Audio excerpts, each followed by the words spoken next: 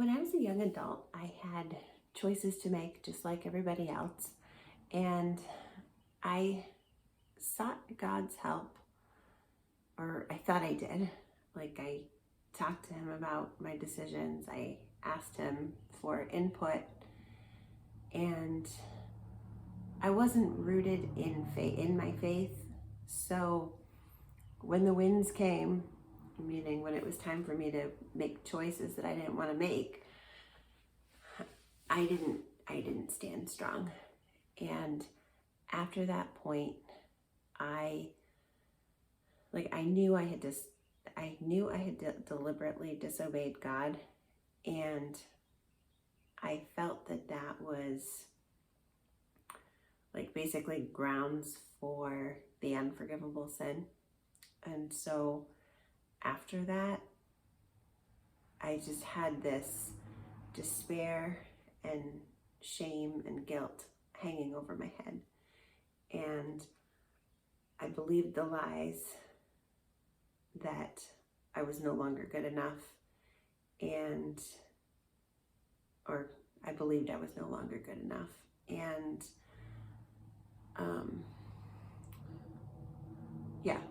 the lies that told me that I wasn't good enough.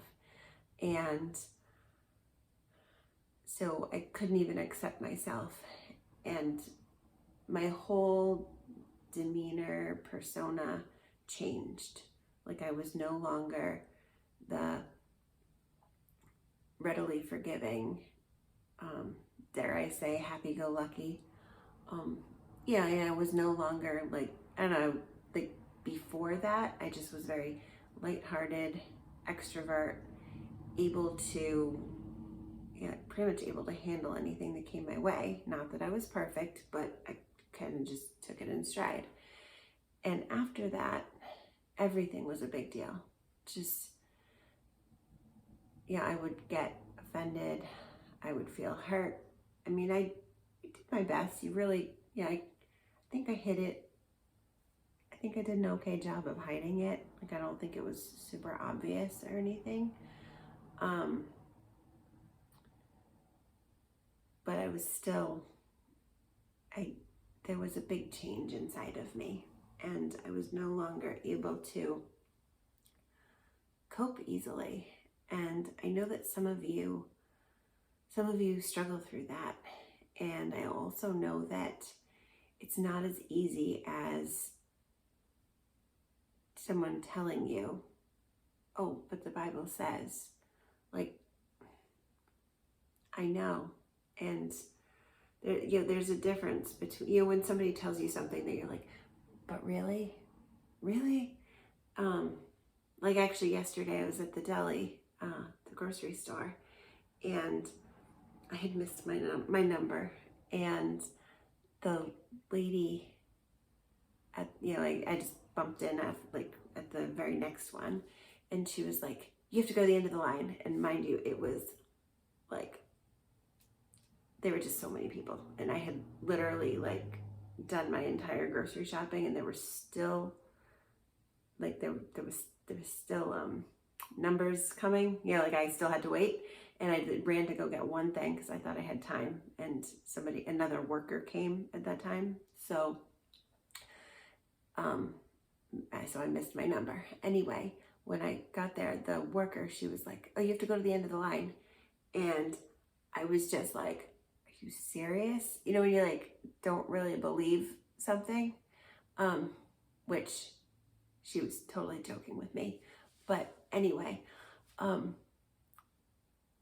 that's kind of how it is with the Bible. Sometimes I think like it says something, and we really have a hard time accepting it, especially when, if we know, and I mean, I use the word know, but it's wrong.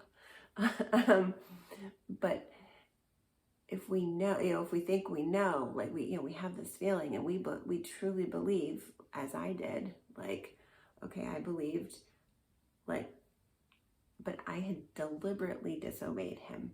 And so I thought that was, I continue on sinning if you know Him, and continue on sinning. And so I had completely convinced myself that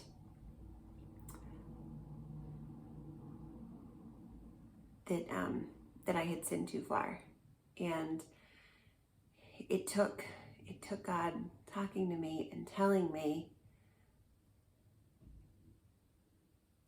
like, and explaining and showing me how I was forgiven. And so, and it's a cool process that you can easily do it, and you can simply accept him and take him at his word. And it's one of those like backdoor type things. Like, you don't start with the hurt. So maybe you're feeling like I was, despair, unforgiven. You don't start there. That's not where you start, because if you start there, you're going to be too like hung up.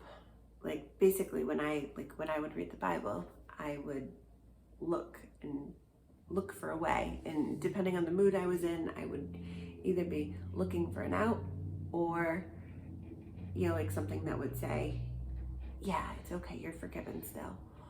Or I'd be looking for something that like condemned me for certain.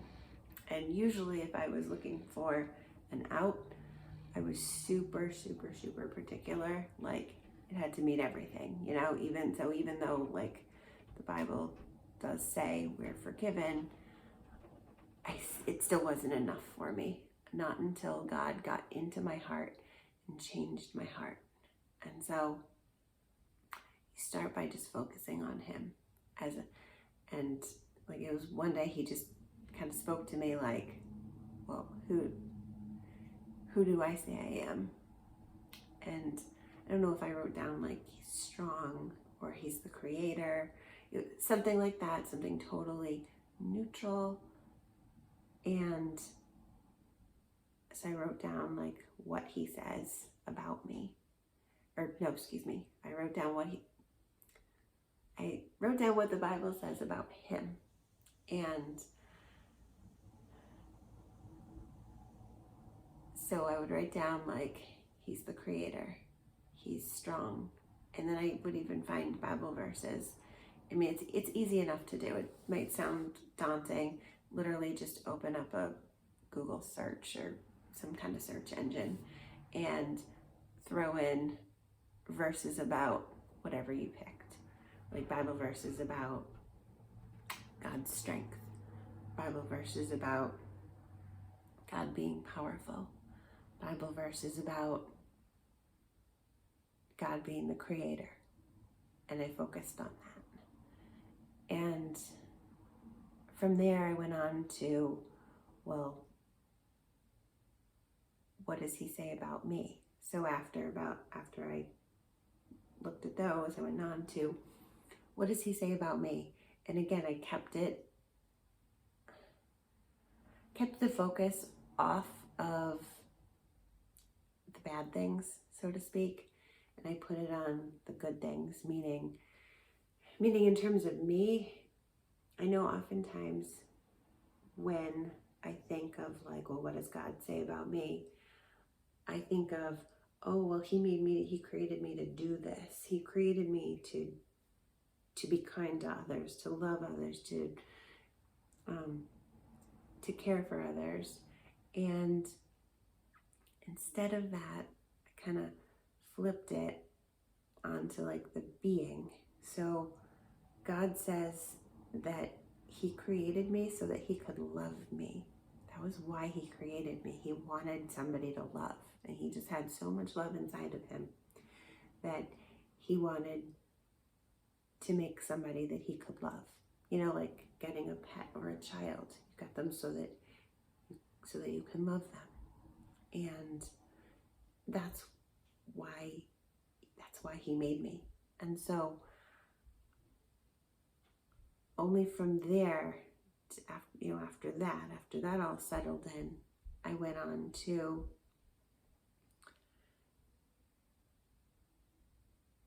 his plans for me. And even his plans for me, I still kind of kept that Like, well, his plans for me are to grow and prosper me. He's, his plans are not, it's not like, oh, well, he wants me to do this, this, and this. It's not like this never-ending to-do list.